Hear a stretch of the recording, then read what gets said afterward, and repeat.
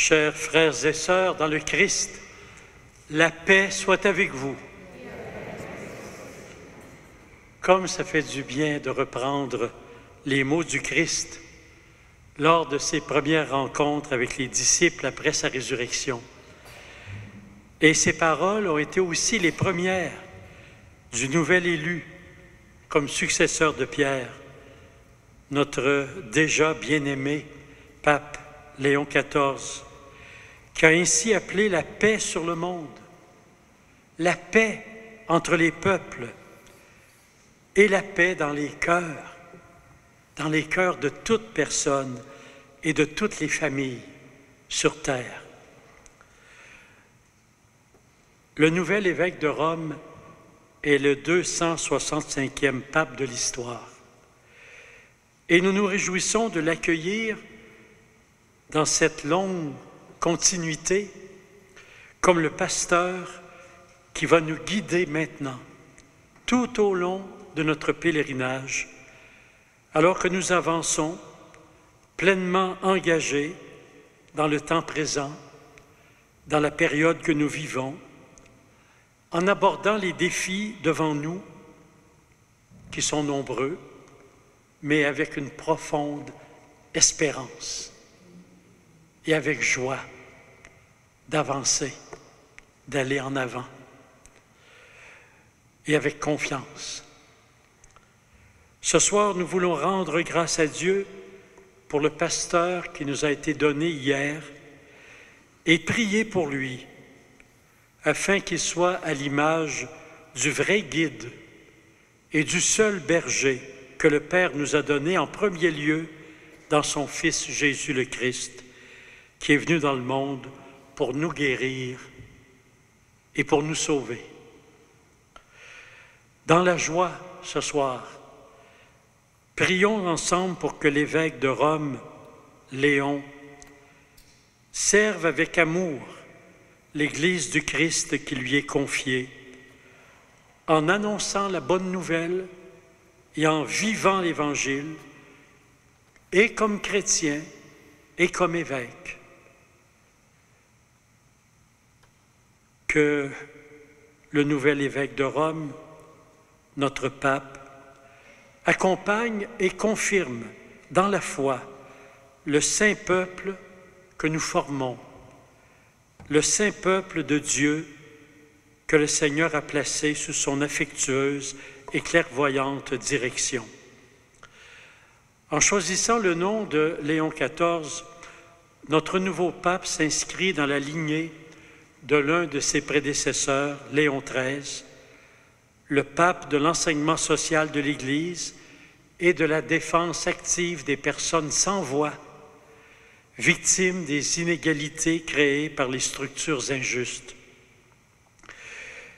Il poursuit ainsi l'engagement également du pape François envers les personnes rejetées ou oubliées par les grands systèmes économiques et politiques ou sociaux. Et le nom que le pape Léon a choisi est en lui-même un programme pour son pontificat, un programme de proximité avec les pauvres, les déshérités, celles et ceux qui sont dans la souffrance et qui sont parfois dans les marges de nos sociétés. Lors de la messe qui va marquer le début solennel de son ministère pétrinien, il est déjà le pape et l'évêque de Rome depuis qu'il a dit « oui, j'accepte le résultat de l'élection ». Il est déjà le pape, mais son ministère va être inauguré officiellement et il prendra la parole pour déjà tracer les grandes lignes de son ministère pastoral. Et cette inauguration est annoncée pour le dimanche 18 mai. Et parmi les rites de cette Eucharistie qui sera célébrée sur la place Saint-Pierre, que nous verrons sans doute, non pas sans doute, mais certainement à la télévision, compte tenu de la couverture médiatique de l'événement depuis le début, depuis le décès du pape François. À cette occasion, le pape Léon va recevoir au doigt l'anneau du pécheur, qui symbolise la charge qu'il a accepté d'assumer. Cette charge est également signifiée par le pallium, un ornement en étoffe de laine qui représente qu'il a, comme tous les archevêques, autour du cou, et qui représente la brebis qu'il porte sur ses épaules, tel un bon berger qui prend soin de son troupeau avec une attention aux plus faibles d'entre nous.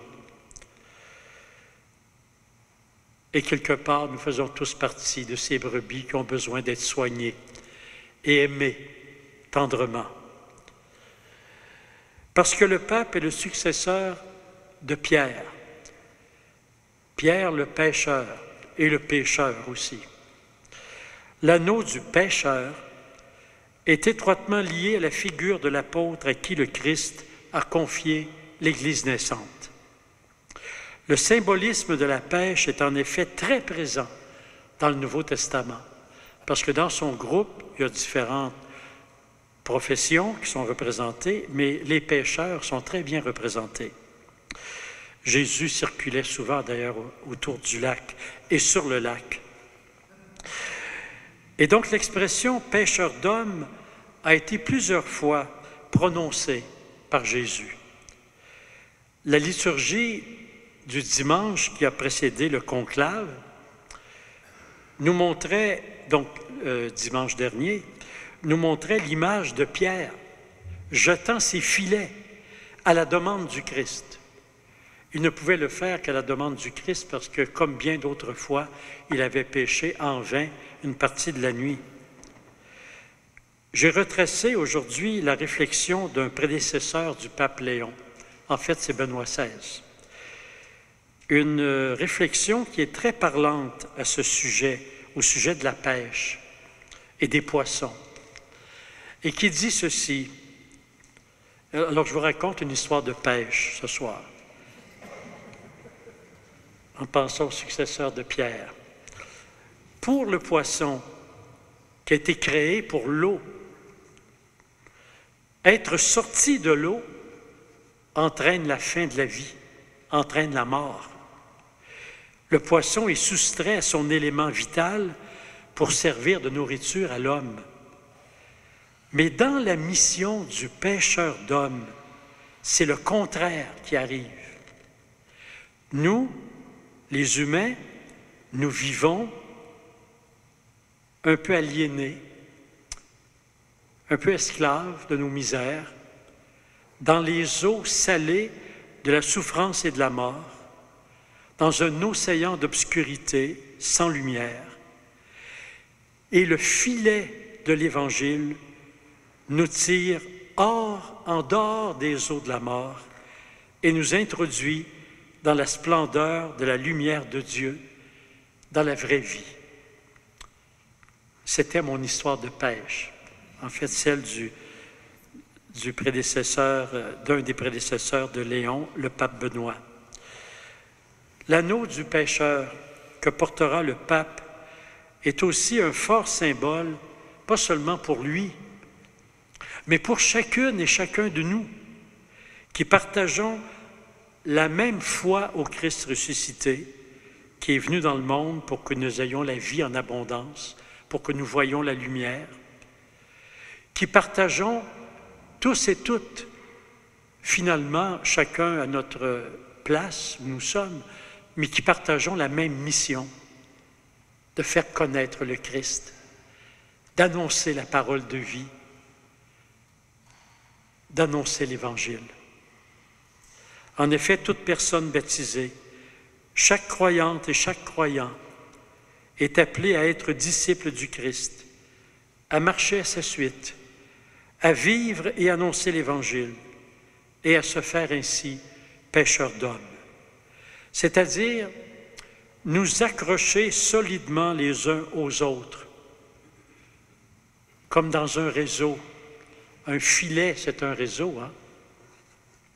Nous attacher les uns aux autres, nous accrocher solidement les uns aux autres, comme ce soir, nous soutenant les uns les autres dans la foi, nous exhortant les uns les autres à vivre l'Évangile et à apporter la bonne nouvelle du Christ autour de nous et jusqu'aux extrémités du monde. Dans cet esprit, je me remémore un passage de l'allocution prononcée hier par le pape Léon. Il disait ceci, entre autres: « Sans crainte, main dans la main, unis aujourd'hui, main dans la main avec Dieu et les uns avec les autres. Allons de l'avant. Soyons des disciples du Christ. Le Christ nous précède. Le monde a besoin de sa lumière. L'humanité a besoin de lui comme d'un pont pour être rejointe par Dieu et par son amour. Aidez-nous, disait-il, aidez-nous aussi à construire des ponts par le dialogue, par la rencontre, nous unissant tous pour former un peuple. Nous devons chercher ensemble comment être une Église missionnaire, une Église qui construit des ponts, une Église qui dialogue, toujours ouverte à recevoir. Accueillons cette parole du pape Léon, cette invitation à être ensemble une Église missionnaire, une Église qui dialogue, une Église qui écoute, toujours ouverte à recevoir et aussi à donner. Et confions ce soir notre pape Léon à la Vierge Marie, Mère de l'Église. Et que Dieu nous vienne en aide et qu'il soutienne son serviteur Léon, afin que son ministère porte du fruit et un fruit qui demeure.